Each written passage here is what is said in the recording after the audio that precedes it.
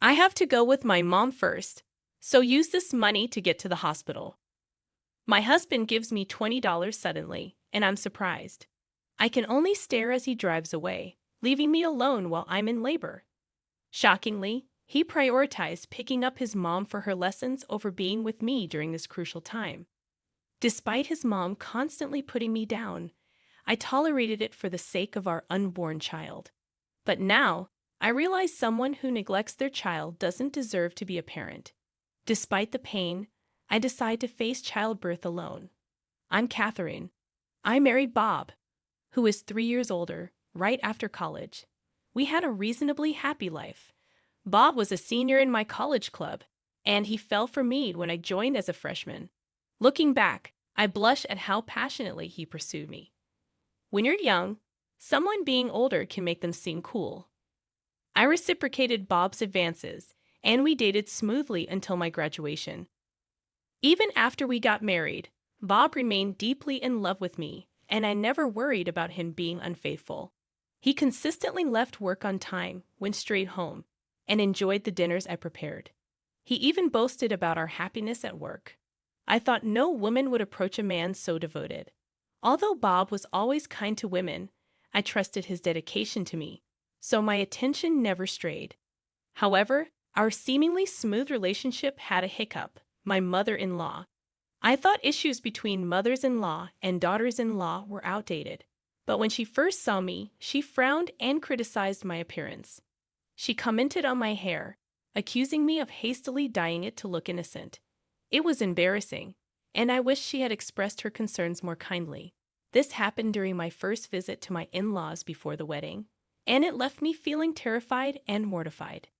Despite my efforts to fix my hair color the day before, she saw through it. Though I made an etiquette mistake, I wished for a gentler approach. Being virtually kicked out of my in-laws' home on my first visit, separated from Bob because of my hair color, I was downcast. Later, Bob reassured me, saying his mom was just nervous and came off a bit harsh, insisting that she really did like me.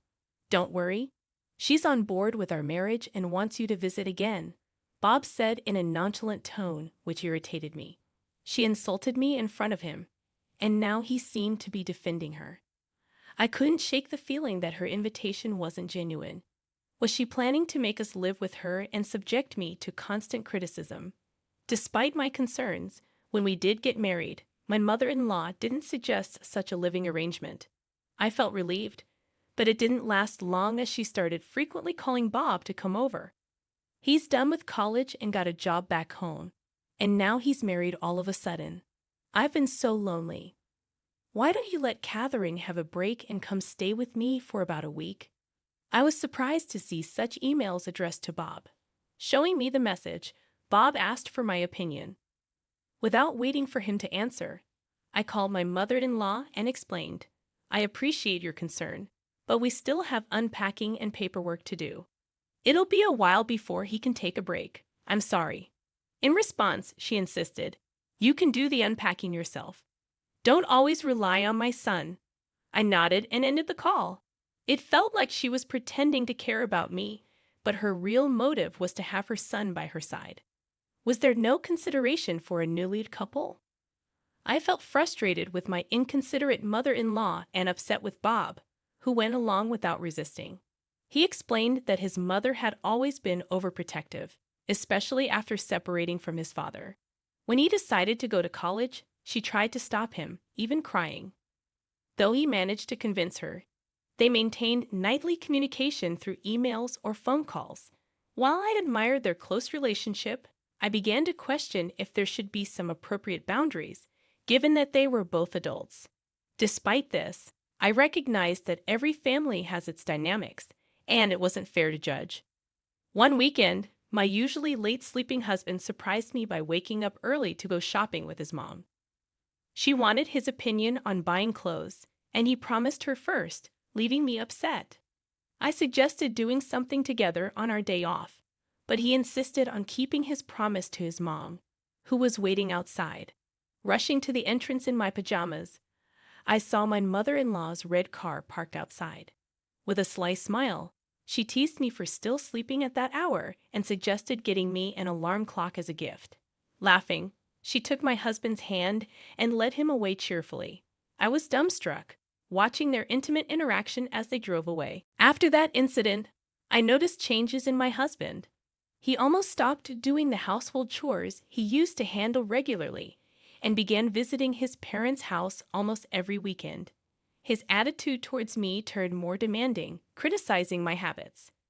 He claimed I was lazy and not fulfilling my duties as a housewife, even suggesting I visit my parents. I never knew what my mother-in-law said about me, but my husband seemed influenced by her. He never complained about my naps or lack of makeup when we were dating, but now he echoed his mother's concerns. Considering how my mother-in-law treats my husband like her boyfriend, it felt like she was just trying to annoy me. I had hoped things would improve when we had a child, but my doubts about my husband increased. Soon after I found out I was pregnant, my husband was thrilled, expressing joy and support. However, my mother-in-law's harassment escalated. She frequently called my husband for trivial matters like shopping, doctor visits, or house cleaning, leaving me pregnant and alone. When I tried to explain to my husband that his mother's actions seemed malicious towards me, it didn't go well. He got suddenly furious, insisting that his mom cares and suggests I spend more time with my parents.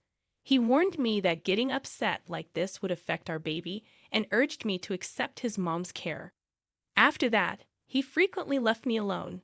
As my morning sickness worsened, I expressed my need for his support, but he dismissed it, saying his mom wanted to be alone during her pregnancy too. Feeling physically and mentally drained, I decided to face the challenges on my own. On a day we were shopping for baby items, we unexpectedly ran into one of my husband's colleagues. The colleague praised Bob for attending parenting classes and being excited about becoming a dad. Surprised, I blurted out my frustration, but Bob quickly downplayed it with a sheepish grin. It turned out he had been portraying himself as an enthusiastic, soon-to-be dad at work, even making up stories. Although I stayed silent to avoid an argument, my anger started to build up. Despite my feelings, he continued to prioritize errands with his mother-in-law, and when we met his colleagues, they would envy me, saying, "Catherine, you've got yourself a dream husband." Over time, this behavior eroded my trust in Bob's actions and words. I can't confirm if the stress triggered it, but one weekend, while making lunch, I noticed my pants were wet. The realization hit me, my water had broken. I urgently called to Bob, still asleep, telling him to prepare the car immediately.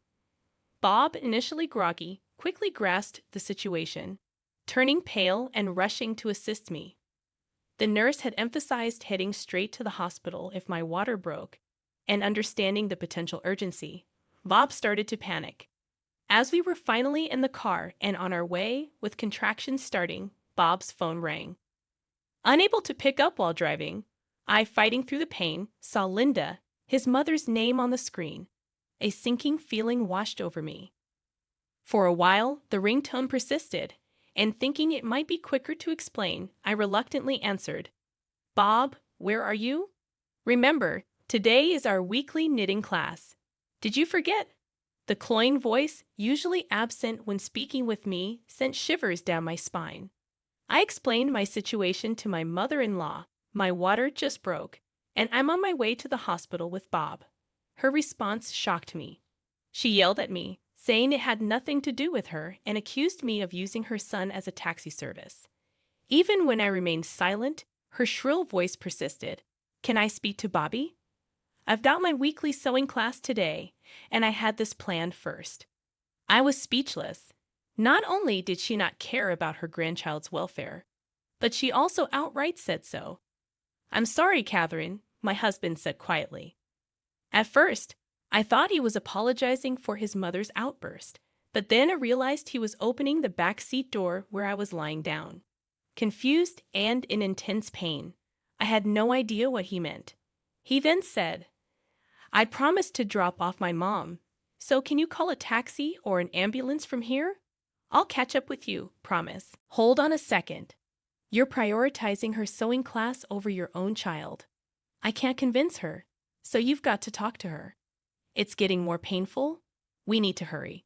Frustrated, I raised my voice as my patience wore thin. But my husband grimaced and justified. It's a weekly thing. Can't be helped, right? I'm sorry.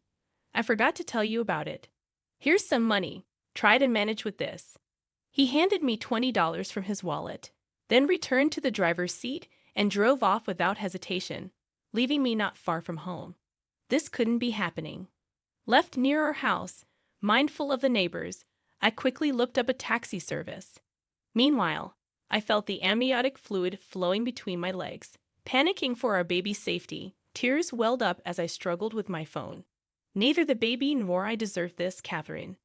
Suddenly, I heard my name being called. I turned and saw a familiar face. You look so pale. No time to chat. Get in the car now. This kind person helped me into the back seat, and her husband adjusted the front seat for my comfort. The rest was a blur. Upon arriving at the main hospital, they quickly wheeled me into a room prepared by the nurses. Despite the intense pain, I was told I still had some time before giving birth and should rest. The agony was so overwhelming that at times I felt like passing out. Then my phone rang.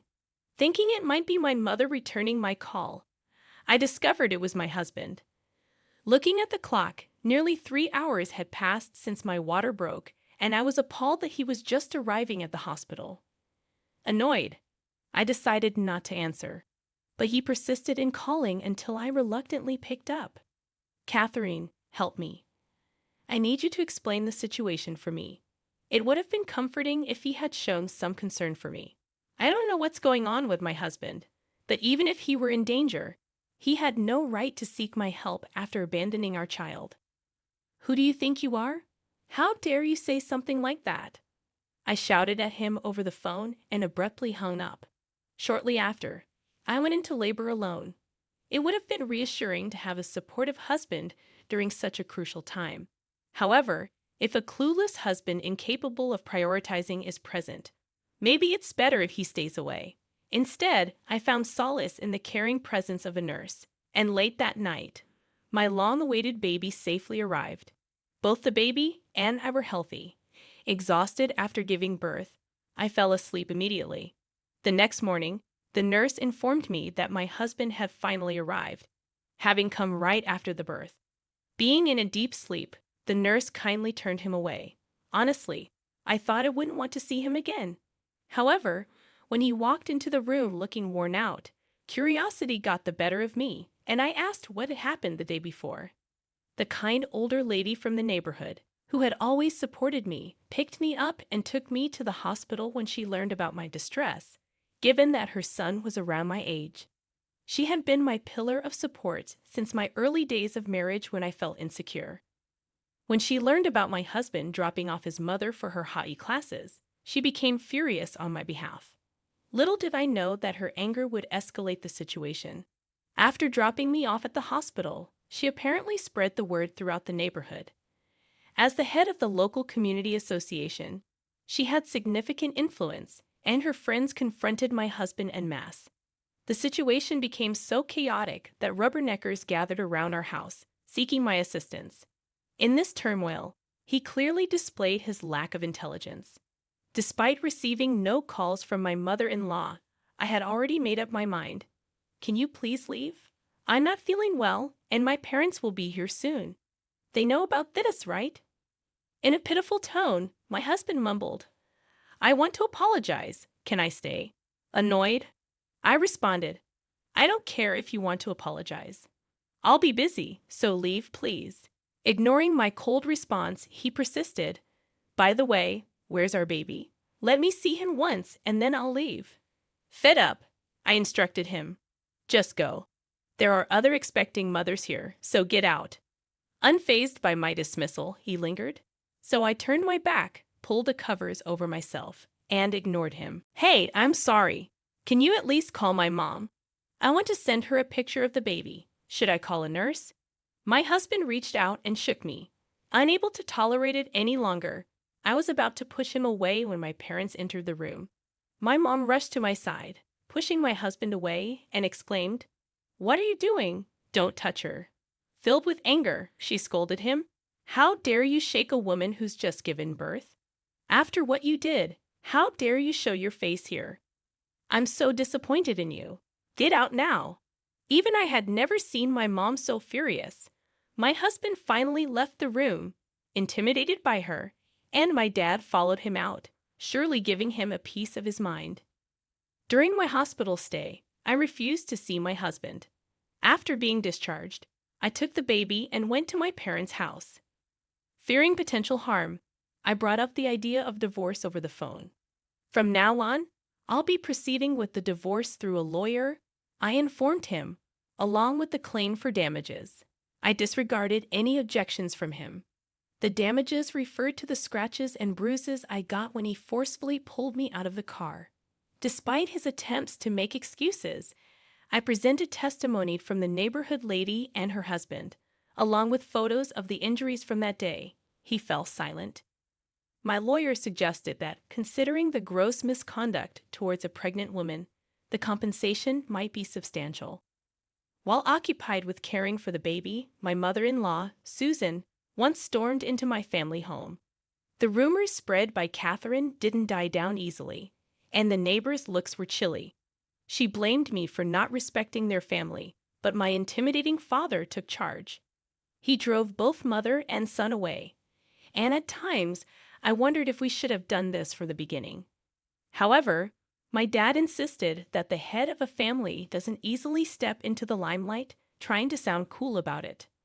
As I got the hang of parenting, I invited the neighborhood lady to my home and introduced her to my parents. She quickly became friends with my mom since they were of the same age, and they decided to stay in touch.